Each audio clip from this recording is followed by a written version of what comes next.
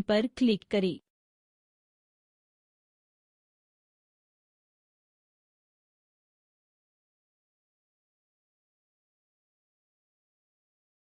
Dual निम्नलिखित विषयों को शामिल करता है। बैंकों के परिचय, बैंकों के सेवाओं की पर्यवेक्षण संरचना, विनियामक और भारतीय रिजर्व बैंक, व्यवसाय संवाददाताओं की भूमिका, बैंकों के प्रकार, बैंकों की प्रवृत्ति। इस अध्याय के सीखने के उद्देश्यों को देखने के लिए आगे क्लिक करें। बैंकिंग क्या है समझने में, बैंकिंग सेवाओं की जरूरत को समझने में, बैंकिंग प्रणाली के कार्यों को समझने में, भारत में बैंकिंग प्रणाली की संरचना को समझने में, विनियामक और पर्यवेक्षण समझने में, व्यापार संवाददाता की भूमिका समझने में, बैंकिंग के प्रकार समझने में, बैंकिंग में नवीनतम रुझानों समझने में। आगे क्लिक करें।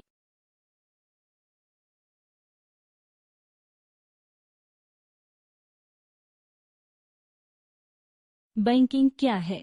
बैंकिंग जमाकर्ताओं या खाताधारकों से धन प्राप्त करने का व्यवसाय है, जो व्यवसाय या व्यक्तियों को धनराशि देना, आर्थिक गतिविधियों को संचालित करने के लिए जैसे लाभ कमाना या परिचालन खर्चों को कवर करना बैंकिंग कहलाता है। बैंक वे संस्थान हैं जो जमा और उधार पैसा लेने का व्यवसाय करते हैं। जब लोग पैसा जमा करते हैं तो उस योजना के आधार पर जिसके तहत वे पैसा जमा करते हैं, उन्हें अपने पैसे पर रिटर्न मिलता है। इसी तरह जब बैंक लोगों या व्यवसाय को धन उधार देता है तो बैंक दिए गए धन की राशि पर ब्याज दर वसूलते हैं। बैंकिंग सेवाओं की आवश्यकता के बारे में जानने के लिए अगले बटन पर क्लिक करें।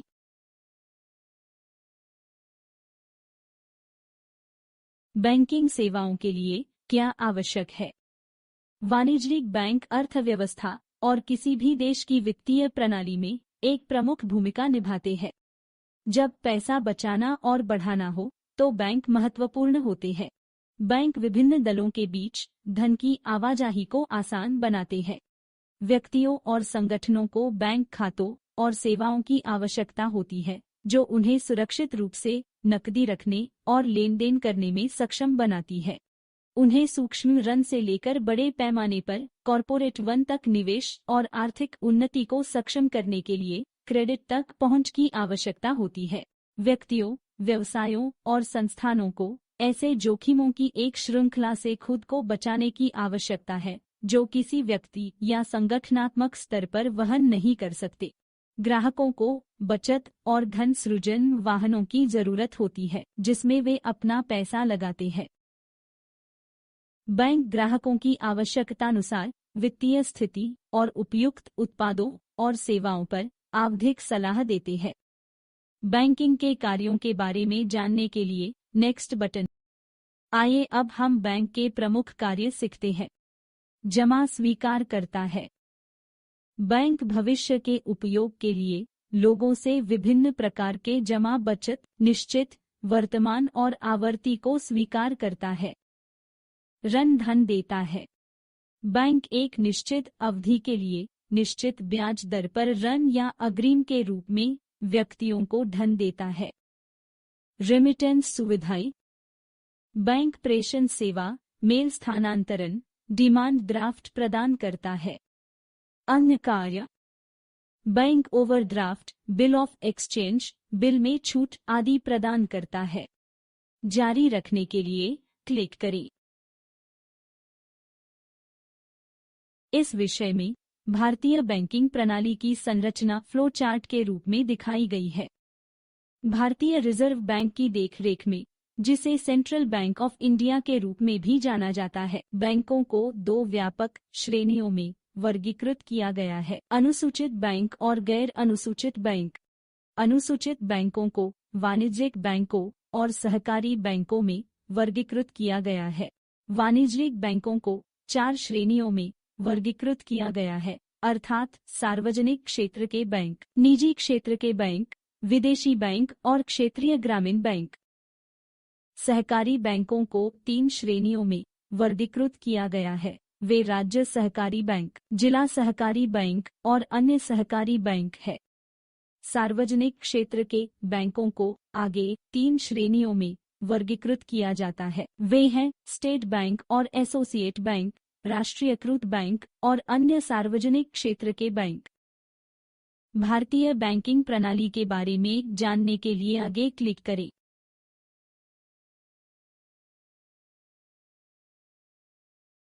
भारत में भारतीय रिजर्व बैंक आरबीआई भारतीय बैंकिंग प्रणाली में शीर्ष या केंद्रीय बैंक है। यह भारतीय बैंकिंग प्रणाली पर निगरानी रखता है और नियम प्रदान करता है। केंद्रीय बैंक इसके लिए जिम्मेदार है मुद्रा स्थिरता नियंत्रण, मुद्रास्फीति नियंत्रित करे, मौद्रिक नीतियों को, पैसों की मांग और बाजार में आपूर्ति। वाणिज्यिक या खुदरा बैंक विभिन्न सेवाओं की पेशकश करते हैं जिनमें शामिल है प्रबंध धन जमा और निकासी का करना, बुनियादी चेकिंग और बचत खाते प्रदान करना, जमा के प्रमाण पत्र, योग्य ग्राहकों को डेबिट और क्रेडिट कार्ड जारी करना, कार ऋण, गृह बंधक या इक्विटी लाइन जैसे अल्पकालिक और दीर्घकालिक ऋणों की आपूर्ति करना। इन्वेस्टमेंट बैंक अपनी सेवाओं को कॉरपोरेट ग्राहकों को देते हैं। विलय और अधिग्रहण गतिविधि और अन्य निवेश सेवाओं के बीच अंडरराइटिंग जैसी सेवाएं प्रदान करना। और जानने के लिए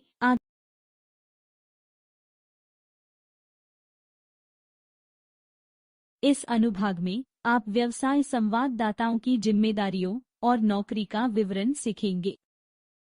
अधिक पता लगाने के लिए प्रत्येक टैब पर क्लिक करें।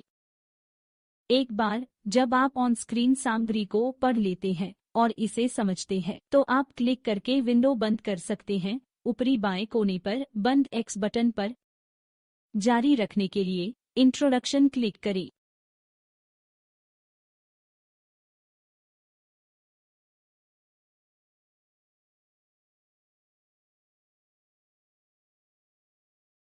बिजनेस कोरेस्पोंडेंस बैंक के प्रतिनिधि हैं। व्यवसाय संवाददाता ग्रामीणों को बैंक खाते खोलने में मदद करना। प्रत्येक ने खाता खोलने के लिए बैंक से कमीशन प्राप्त करे। उनके माध्यम से किए गए प्रत्येक लेन देन, प्रत्येक ऋण आवेदन आदि ग्रामीणों को बैंकिंग लेन देन में मदद करता है, जैसे कि धन जमा, धन निकासी, ऋण आदि। क्लोज एक्स बटन पर क्लिक करें और अगले टैब पर जाएं।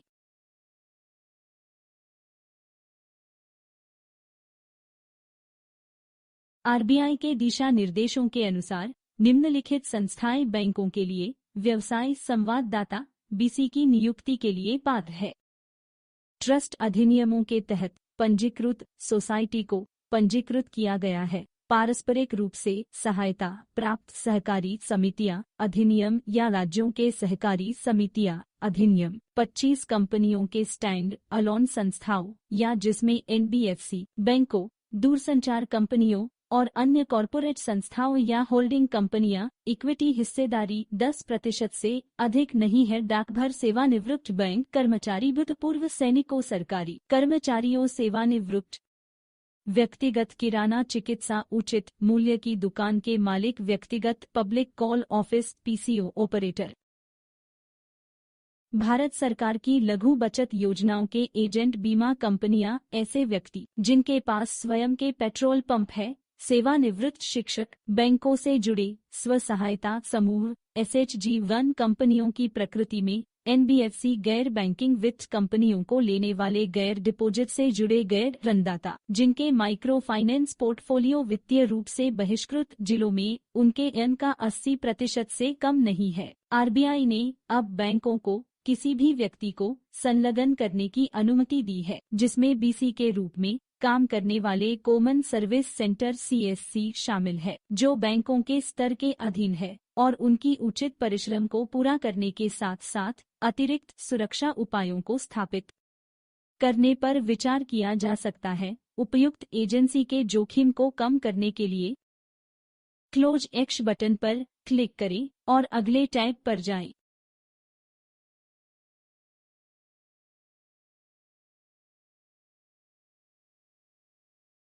उस क्षेत्र के स्थायी निवासी होना चाहिए जिसमें वे काम करने का प्रस्ताव रखते हैं। उन्हें अच्छी तरह से स्थापित होना चाहिए, अच्छी प्रतिष्ठा का आनंद लेना चाहिए और स्थानीय लोगों का विश्वास हासिल करना चाहिए। पीओएस मशीनों और अन्य उपकरणों में निवेश करने के लिए बीसी की क्षमता। बीसी के रूप में चुने गए व्यक्तियों के मामले में मानदंड निम्नानुसार है। 10वीं पास की न्यूनतम शिक्षा योग्यता, निवास और व्यवहार के सत्यापन के लिए फील्ड इन्वेस्टिगेशन आरसीयू आयोजित किया है। विश्वसनीयता की जांच, किसी अन्य बैंक के साथ एसी बैंक आधार शाखा के साथ खाता खोलना चाहिए।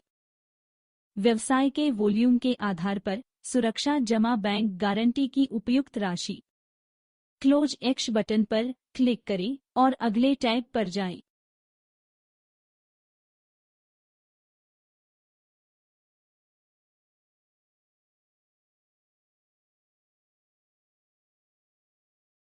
बैंक, यदि आवश्यक हो, खाता खोलने की औपचारिकताओं से संबंधित प्रारंभिक कार्य के लिए बीसी की सेवाओं का उपयोग कर सकते हैं। हालांकि बीसी मॉडल के तहत केवाईसी और एएमएल मानदंडों का अनुपालन सुनिश्चित करना बैंकों की जिम्मेदारी है। क्लोज एक्स बटन पर क्लिक करें और अगले टैब पर जाएं।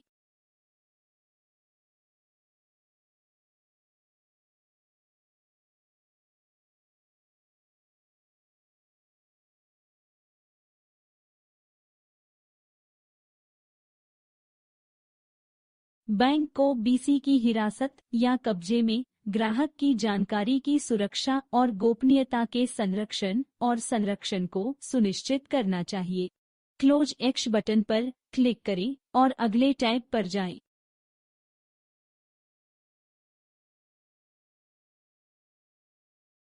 बैंकों को यह सुनिश्चित करना चाहिए कि बीसी द्वारा उपयोग किए जाने वाले उपकरण और प्रौद्योगिकी उच्च मानकों के हैं। क्लोज एक्स बटन पर क्लिक करें और अगले टैब पर जाएं।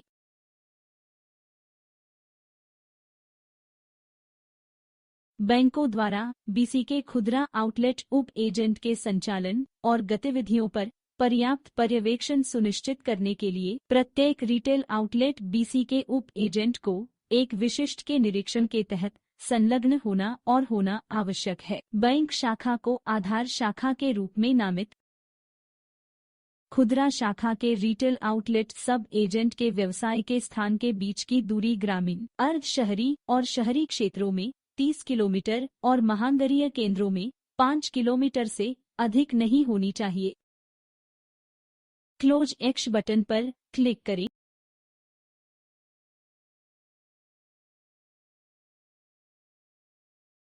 भुगतान बैंक उचित कमीशन शुल्क का भुगतान कर सकते हैं, जिसकी दर और मात्रा की समय समय पर समीक्षा की जा सकती है।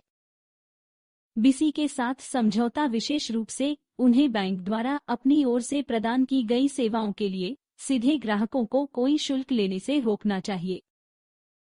कमीशन संरचना या प्रोत्साहन तंत्र को इस तरीके से तैयार किया जाना चाहिए कि केवल ग्राहकों की संख्या में वृद्धि हुई हो या लेन देन की मात्रा आयोग को ड्राइव नहीं करती है।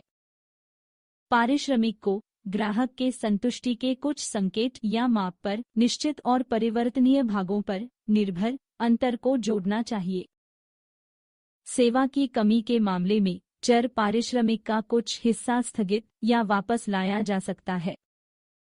बैंकों और बीसी नहीं को पारदर्शी तरीके से ग्राहकों से उचित सेवा शुल्क लेने की अनुमति है। क्लोज एक्स बटन पर क्लिक। बिजनेस फैसिलिटेटर्स कॉरेस्पॉन्डेंट्स जैसे बिचौलियों की सगाई में महत्वपूर्ण प्रतिष्ठित कानूनी और परिचालन जोखिम शामिल है। बैंकों द्वारा उन जोखिमों पर उचित विचार किया जाना चाहिए। लागत प्रभावी तरीके से बढ़ाने के अलावा बैंकों को जोखिम के प्रबंधन के लिए प्रौद्योगिकी आधारित समाधानों को अपनाना चाहिए। लेनदेन को आमतौर पर आईसीटी उपकरणों हाथ में डिवाइस मोबाइल फोन के माध्यम से रखा जाना चाहिए, जो बैंक के कोर बैंकिंग समाधान सीबीएस के साथ एकीकृत होते हैं। लेन देन का हिसाब वास्तविक समय पर होना चाहिए और ग्राहकों को विजुअल स्क्रीन आधारित या अन्य माध्यमों डेबिट या क्रेडिट स्लिप के माध्यम से अपने लेनदेन का तत्काल सत्यापन प्राप्त करना चाहिए। क्लोज एक्स बटन पर क्लिक करें। बैंकों को वर्ष में कम से कम एक बार उनके द्वारा लगे व्यवसाय संवाददाता के प्रदर्शन की विस्तृत समीक्षा करनी चाहिए और उन्हें अपने नियंत्रण कार्यालयों के माध्यम से और लीड बैंक योजना के तहत विभिन्न मंचों के माध्यम से गतिविधियों की निगरानी करनी चाहिए। बैंक में आंतरिक नियंत्रण तंत्र में बिजनेस कॉरेस्पोंडेंट की यात्रा और आवधिक अंतराल पर ग्राहकों के साथ इंटरफेस शामिल होना चाहिए।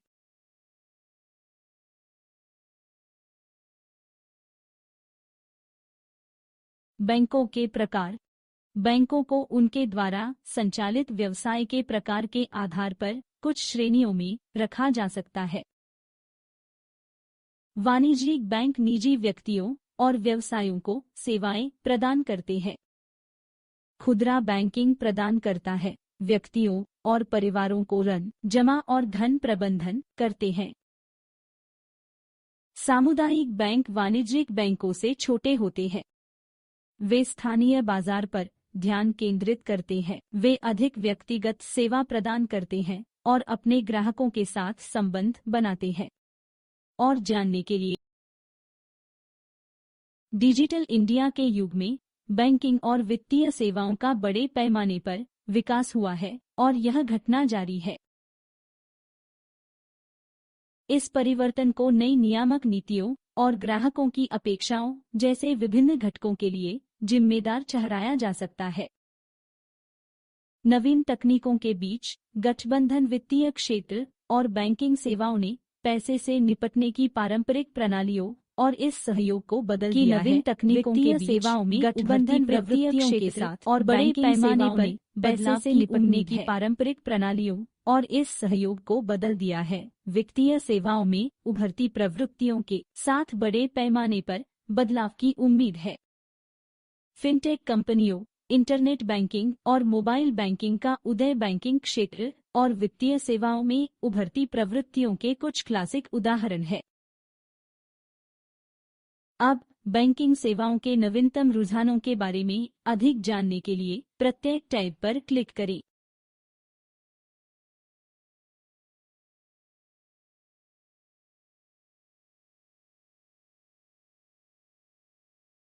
Read the question carefully and select your answer, and then click the Submit button.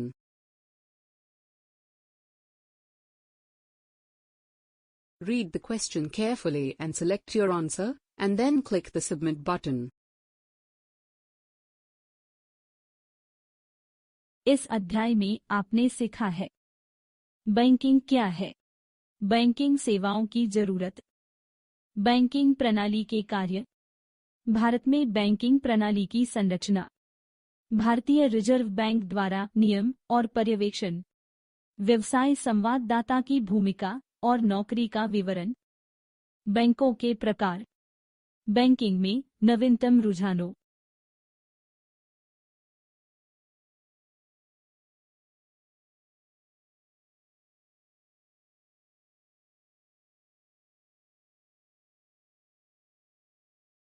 Window को बंद करने के लिए ऊपरी दाएं कोने पर बाहर निकले बटन पर क्लिक करें या अध्याय को फिर से देखने के लिए होम बटन पर क्लिक करें।